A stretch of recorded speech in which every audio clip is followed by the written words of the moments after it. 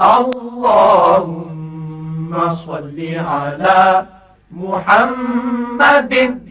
اللهم صل على محمد وعلى آله وصحبه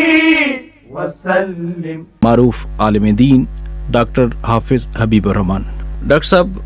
رضوان علی باجوہ نے شیخو پوری سے پوچھا ہے، کہتے ہیں کہ آج کل جس طرح ٹی وی پر دل سوز دل خراش قسم کے واقعات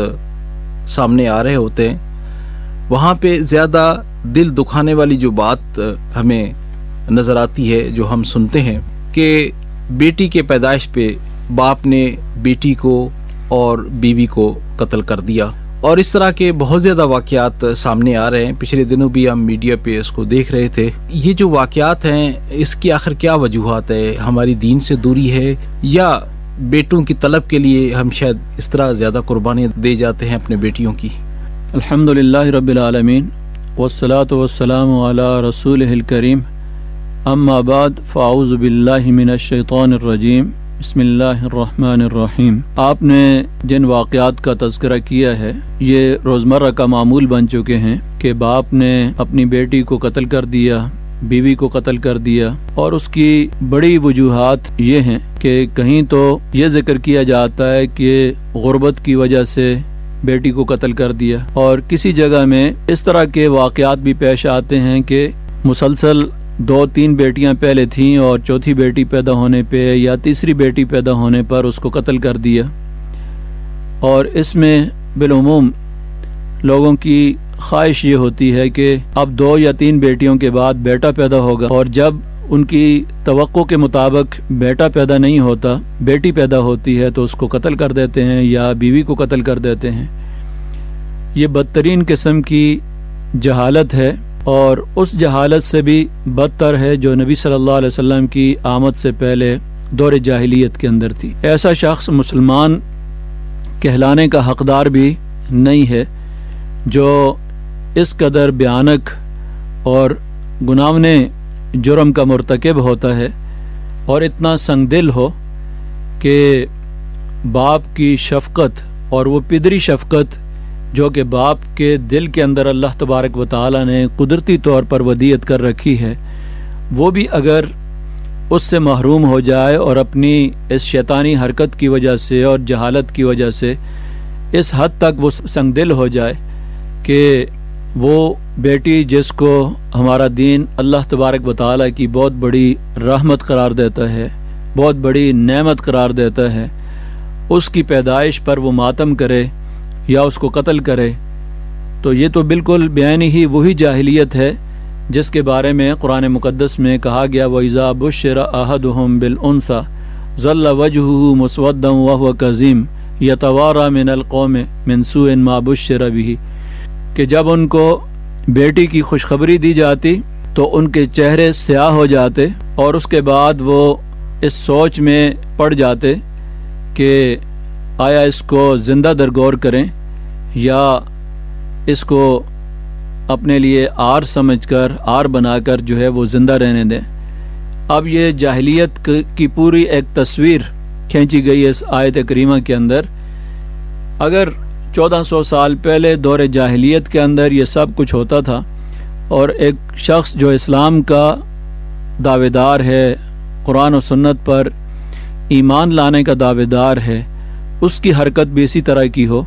تو اس سے زیادہ بدترین شخص کیا ہو سکتا ہے؟ یہ ہماری بدقسمتی ہے کہ ہمارے اندر بہت سے رسوم و رواج وہ ہیں جو ہندوؤں کے زیر اثر مسلمان معاشرے کے اندر، مسلمانوں کی تہذیب اور ثقافت کے اندر داخل ہو چکے ہیں. تو ہندوؤں کے ہاں عورت کو انتہائی حقیر تصور کیا جاتا ہے، بیٹیوں کو حقیر تصور کیا جاتا ہے، اور یہ ساری چیزیں اس تہذیب کے اندر باعث عار تصور کی جاتی ہیں. ان کی تہذیب ان کے ڈراموں کے ذریعے اور ان کے کلچر کے ذریعے جو ہمارے ہاں آ رہی ہے، چونکہ ہم اپنے دین سے تو واقف نہیں ہوتے کہ ہمارا دین کتنا بڑا اللہ تبارک و تعالیٰ کی طرف سے ہمارے لیے رحمت کا پیغام لے کر آتا ہے. یہاں تک فرمایا گیا کہ اگر کوئی آدمی اپنی 2 بیٹیوں کی 3 بیٹیوں کی پرورش کرتا ہے تو اللہ تبارک و تعالیٰ اس کو جنت کی ضمانت دیتے ہیں۔ تو اتنی بڑی خوشخبری کہ جو آدمی 2 بیٹیوں کی 3 بیٹیوں کی پرورش کرتا ہے، بڑی ہوتی ہیں، ان کو شادی کر کے دے دیتا ہے، تو یہ اتنی عظیم عبادت ہے اس کی، اتنا بڑا اجر و ثواب ہے کہ نبی اکرم صلی اللہ علیہ وسلم نے فرمایا کہ اللہ تبارک و تعالیٰ نے اس کو جنت کی ضمانت دی ہے۔ جس دین کے اندر اتنی بڑی خوشخبری ہے کہ بیٹیوں کی پرورش کرنے پر اللہ تبارک و تعالیٰ ان کو جنت کے اندر داخل کرے گا، تو یہاں پر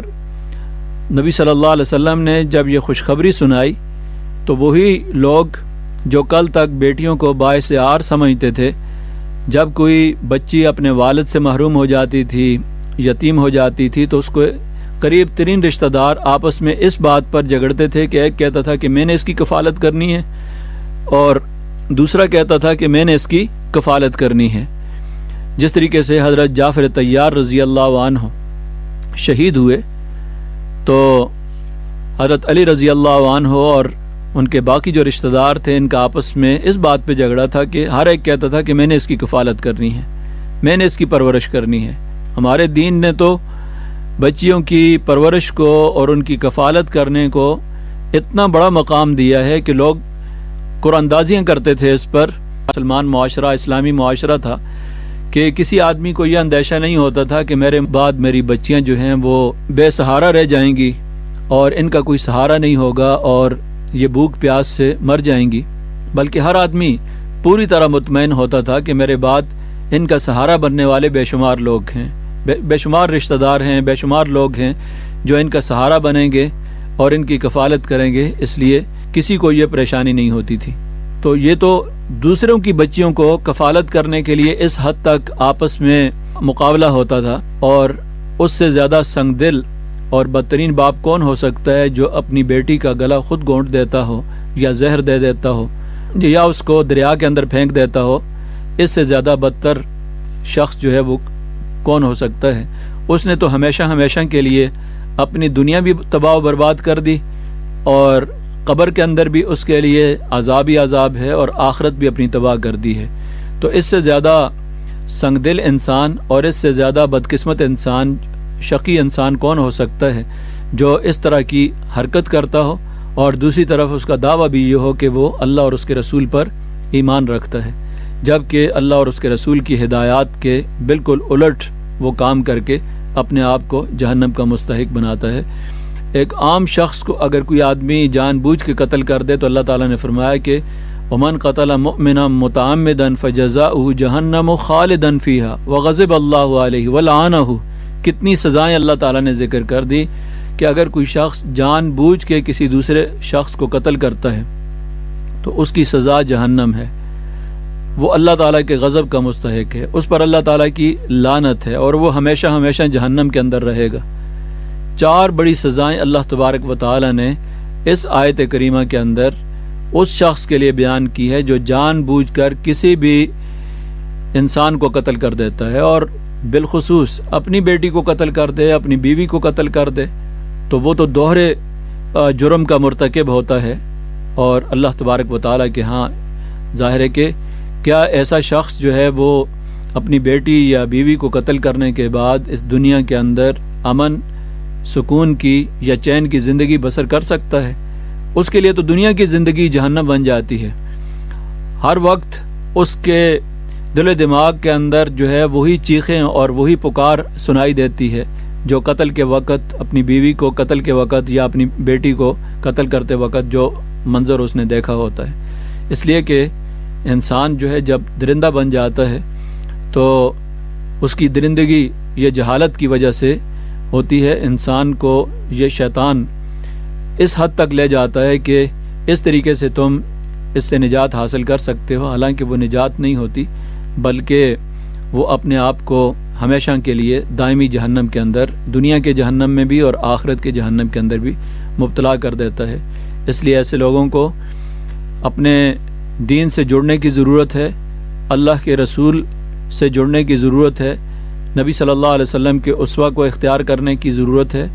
اور اسی کے اندر اس دنیا کے اندر بھی فلاح اور چین ہے اور آخرت کے اندر بھی نجات ہے۔ دعا ہے کہ اللہ تبارک و تعالی ہمیں اپنے دین کی پہچان بھی نصیب فرمائے، اور خاص طور پر عورتوں کا جو مقام اور مرتبہ ہمارے دین نے دیا ہے اس کو بھی پہچاننے کی توفیق عطا فرمائے۔